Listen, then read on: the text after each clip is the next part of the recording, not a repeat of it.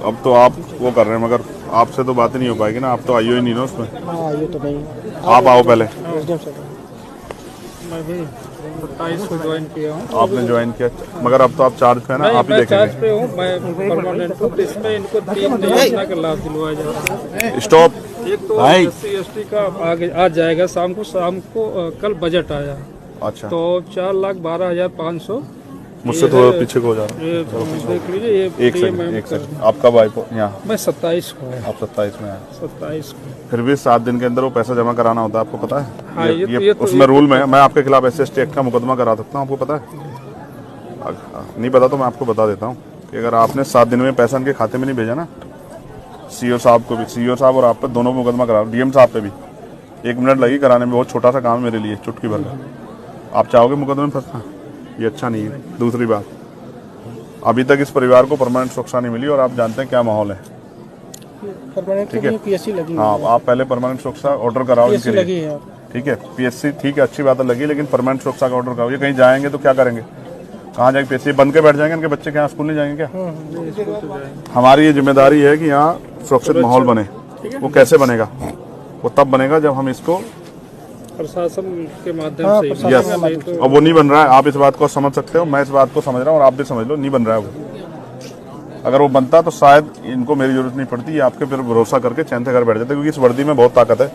इस वर्दी को देख के आदमी महसूस करता है कि अब मैं सुरक्षित हूँ। और इसी वर्दी पे ना ये जो शेर का निशान है, ये हम सबको पावर देता है, ताकत देता है हमें। अब आप महसूस करो, या इतने वर्दी वालों के होते भी वो सुरक्षित नहीं महसूस करे, तो कारण क्या है? मेरे पे क्या है? मेरे पे थोड़े शेर का निशान है, तो शेर का निशान आपके माथे पे है। तो हमें उनको सुरक्षित माहौल देना है। मैं नहीं मानता अगर वो यहाँ रहेंगे तो सुरक्षित रहेंगे।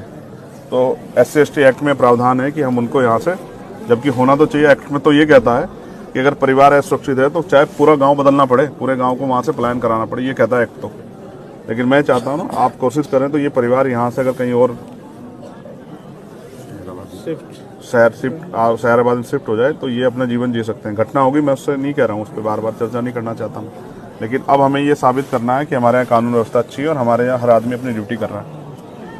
एक्ट ये कहता है, आप पढ़ लेना, मेरा पढ़ा हुआ है, कि अगर परिवार असुरक्षित महसूस करता है तो पूरे गांव को प्लान कराना पड़े तो पूरा गांव प्लान होगा। लेकिन मैं आपसे कह रहा हूँ कि हम इस परिवार को शिफ्ट करा सकते हैं, इस परिवार के लिए कहीं रहने की व्यवस्था हो जाए, ये सह सम्मान रह सके और ये लड़ाई यहीं किसी उसमें रहे, ये लड़ाई बढ़े ना। क्योंकि मैं और आप जानते हैं, आरोपी अपनी जान बचाने के लिए इनको नुकसान पहुँचा सकता है।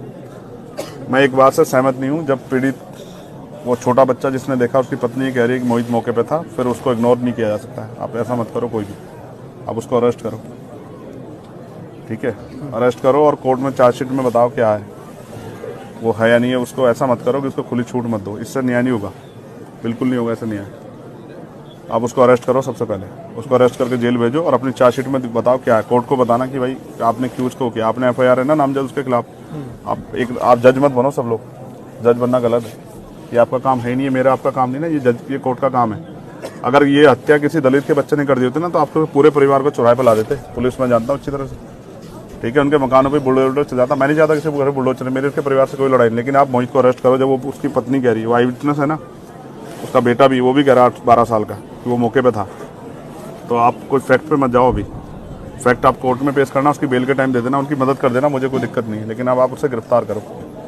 और अगर आप ये सोचते हो कि भाई गिरफ्तार नहीं करेंगे तो फिर मुझसे कोई उम्मीद मत करो। बिल्कुल, मैंने तो कह दिया कि हम 8-10 दिन बाद एक बड़ा प्रोटेस्ट करेंगे और अनिश्चितकालीन करेंगे। बिल्कुल, मुझे कोई वो नहीं है, मेरे पास कोई ऐसा मेरी नौकरी नहीं है ना, मैं कोई ऐसा, मैं सदन में मेरे बगैर नहीं चलेगा। मैं नहीं जा रहा हूँ कहीं भी, मैं तो आ जाऊँगा। आप तय कर लो अपने, उससे मैंने आपको बता दिया 2 चीज़ें। एक, आप लाइसेंस की व्यवस्था कराओगे उनको, आर्म्स लाइसेंस उनका बनवाओगे, ये दोनों बच्चों का, ये इनका राइट है। 2 भाई हैं ये, दोनों भाइयों, क्योंकि इनको तो खतरा है ना, इनको तो चाहिए आर्म लाइसेंस, मुझे और आपको थोड़ा चाहिए। जिसको खतरा उसी को जरूरत है ना भाई। आर्म लाइसेंस किस लिए? उसी के लिए ना जो जिसको खतरा है सुरक्षा में। तो जिनके भाई की डेथ होगी और जिनके परिवार में पहले से भी, मैं पहली घटनाओं पर नहीं जा रहा ना कि वो संदिग्ध मान रहा हूँ मैं उनको, लेकिन उनको तो अभी तो उनका ताजा हुआ है ना, और उनको धमकी मिल रही है। कौन है वो? विजय सिंह, क्या नाम बता उसका? विजय सिंह को धमकी दे रहा है। ये क्या बात हुई? क्यों शर्मा जी, ऐसे धमकी मिलेगी तो फिर पुलिस का क्या फायदा? उसको कहो ना धमकीबाज को, हैसियत में रहना। क्या हो गया कि मर गए लोग इस देश में? क्या नाम है उसका? विजय सिंह। वो पहले भी कई बार जेल वेल गया, ये उसकी बेल वेल कराता तो जेल गया है। ऐसा मत सोचो ना, ये ऐसा माहौल मत बनने दो ना, आपकी वर्दी पे साख पे बात आ जाए, ऐसा क्या होगा? आपके लिए भी जाति में मायने रखती है? मुझे तो नहीं लगता मायने रखती है, बिल्कुल नहीं रखनी चाहिए। जब आपने वर्दी पहन ली और आप उस कुर्सी बैठ गए तो कोई जाति नहीं हो सकती है। कोई जात नहीं है। तो इसलिए आपसे कह रहा हूँ, एक तो उसको विजय को समझाओ कि अपनी हैसियत में रहे, उससे बाहर ना जाए।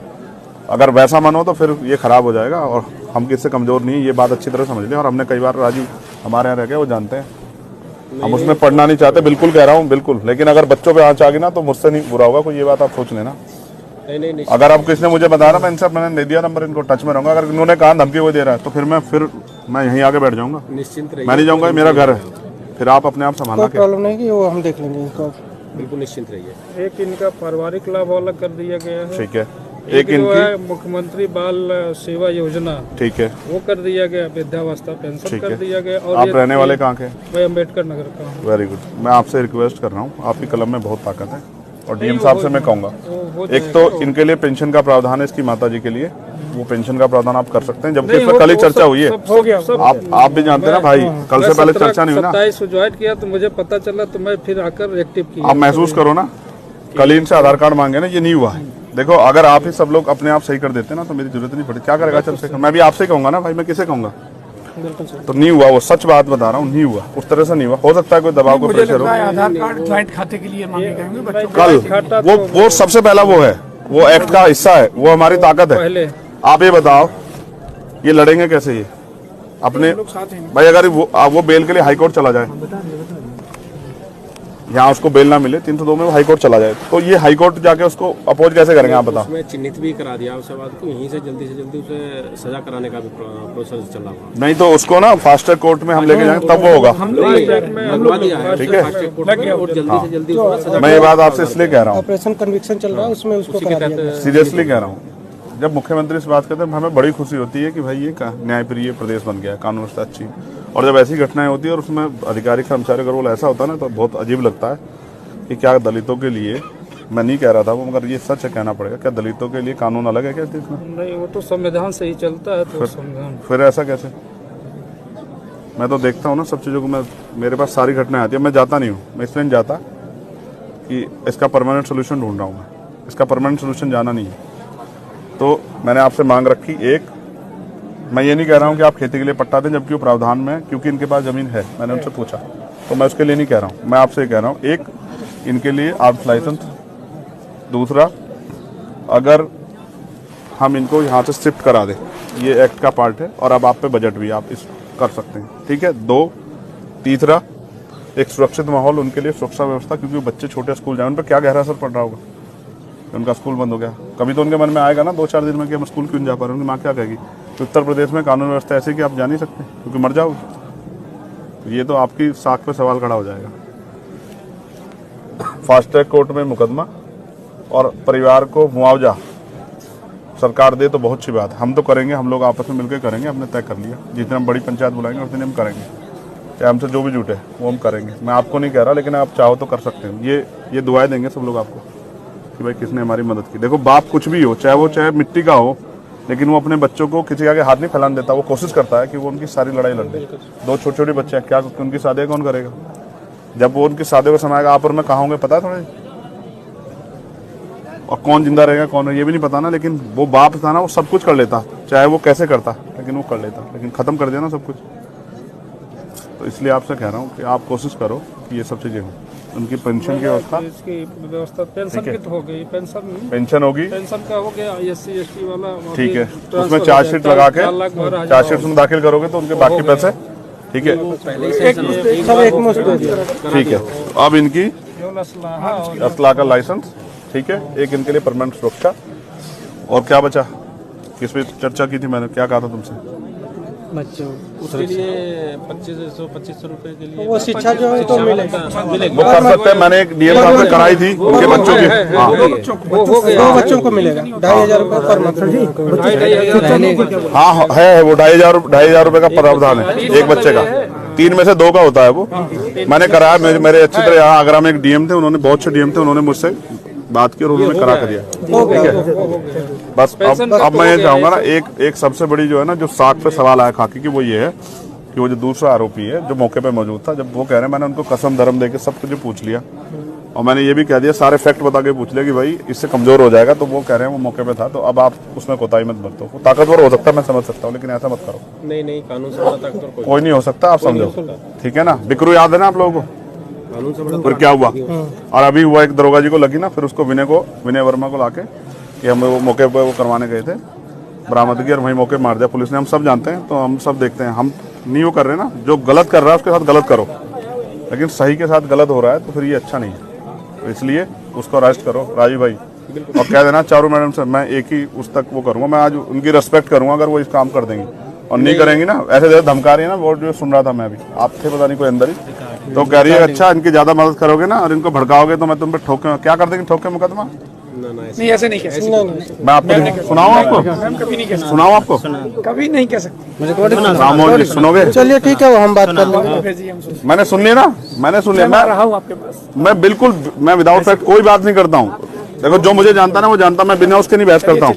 मैंने वो सुनी हो, कह रही है हम करते रहे अपना काम, तुम्हें कोई बात करनी हाँ करो, उनसे मत, उनके रिश्तेदारों को नहीं बात करने, तो क्या कर रहे हो, कैसे होता है कानून व्यवस्था। अधिकतर तो सारी जितनी भी आपकी बातें हैं एसडीएम साहब ने बताया था, और परसों ये प्रोसेस में पूरी होगी। एक लाइसेंस वाला इनका फार्म मैं लाइसेंस का और स्थापन के लिए मैं आपको एक सीनियर अधिकारी मानते हाथ जोड़ के आपसे आग्रह करूंगा, आज तारीख तो है, मेरा आज मैं 11 तारीख को इन्फॉर्मेशन लूंगा और 11 तारीख तक मैं देखूंगा कि आपने कहाँ तक वो बढ़ा दिया। 11 तारीख की शाम को फिर मैं इस पे अपना मत रखूंगा, मैं आपसे बिल्कुल स्पष्ट कह रहा हूँ। उसकी जरूरत नहीं, फिर मैं हो जाएगा, ठीक है, उससे पहले आप ये समझना कि ये आप अप्लाई कर, चंद्रशेखर ने आपसे आग्रह किया हाथ जोड़ के कि उसको आप कर दो, लाइसेंस करा दें। हो जाएगा। हो जाएगा। मैंने उनको वचन भी दिया कि आपको आपकी सुरक्षा में कोई कोताही नहीं होगी, इसको आप कह के आज ही करा दो सीओ साहब। बिल्कुल बिल्कुल, ठीक है, हाँ, आचार संहिता लगने से पहले। ये हम कराते हैं। मैं अपने लिए नहीं मांग रहा हूँ ना, देखो आप महसूस करो, मैं तो वो हूँ गोली खा के बैठा हूँ, मैं अपने लिए नहीं कह रहा हूँ। और मैंने नहीं कहा हमारे डीएमएसएसपी को, मैंने उनको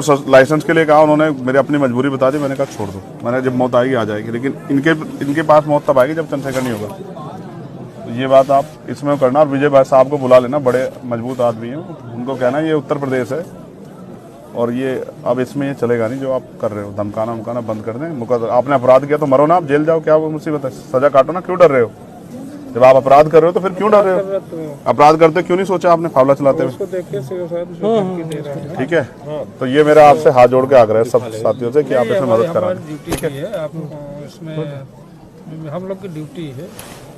आप उसको जल्दी से मुझे बता दो, आप वो काम करके जो मैंने आपसे उम्मीद की है राजू भाई। आप ये हमारे यहाँ बहुत चर्चित चेहरे थे, मैं इनकी बड़ाई नहीं करता, नहीं कह रहा हूँ, इन अपराधी कांपते थे इनके नाम से, सिंघम कहते थे इनको हमारे यहाँ के पता नहीं क्या हो गया, यहाँ भी है, यहाँ भी सर, यहाँ भी है सिंघम। दिख नहीं रहा ना मेरे आने से पहले हो जाता तो मान लेता कि भाई वही थे। मैं ये क्षेत्र है। आप रहेंगे राममोहन जी हमारे यहाँ? मैं भोपाल में रहा हूँ, समनदास जी वाले में मेरी आपकी बहुत मुलाकात है, 2 साल लगातार भोपाल। देखो आप कितने अच्छे, देखो वहीं रह के आना हमारे यहाँ, कितना अच्छा है। यहाँ थोड़ा सा दिक्कत है। ना कोई दिक्कत नहीं, कोई दिक्कत नहीं है।